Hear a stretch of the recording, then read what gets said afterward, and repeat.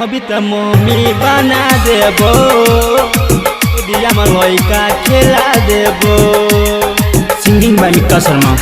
अभी त मम्मी बना देबो दिया लइका खेला देबो राखी रानी दूल्हा बना गे दूल्हा बना हमारा के रानी दूल्हा बना गे दूल्हा बना कहबी त मम्मी बना देबो गोदिया में लइका खेला देबो कहबी त मम्मी बना देबो गोदिया में लइका खेला देबो हमारा के रानी दूल्हा बना गे दूल्हा बना हमारा के रानी दूल्हा बना गे दूल्हा बना कहबी त मम्मी बना देबो गोदिया में लइका खेला देबो कहबी त मम्मी बना देबो गोदिया में लइका खेला देबो कहबी त मम्मी बना देबो। शिवानी कॉलिंग स्टूडियो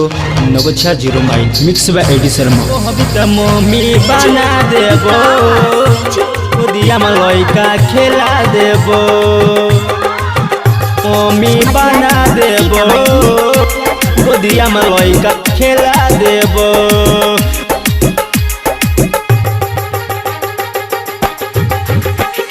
हमरा सनी मन मिलतो न दुल्हा डिबिया लेके गोरी खले हमरा सनी मन मिलतो न दुल्हा डिबिया लेके गोरी खले कपड़ा लता सबटा धोइबो रात के गे सेज सजेबो आना गे गोरी मूड बना कहबी त मम्मी बना देबो गोदिया में लइका खेला देबो कहबी त मम्मी बना देबो गोदिया में लइका खेला देबो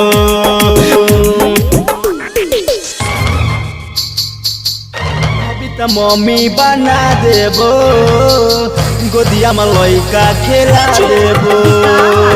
कहबी त मम्मी बना देबो गोदिया में लइका खेला देबो।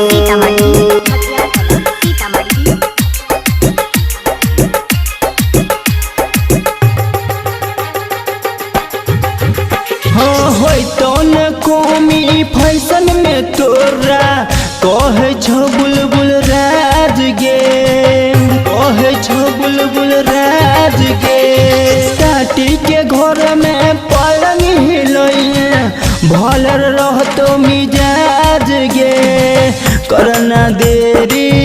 ई लगन में रमाशिष छै फूल मगन में रहे चिपक के एक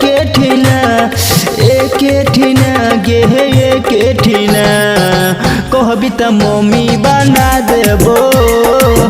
गोदिया में लइका खेला देबो कहबी त मम्मी बना देबो गोदिया में लइका खेला देबो गोदिया में लइका खेला देबो।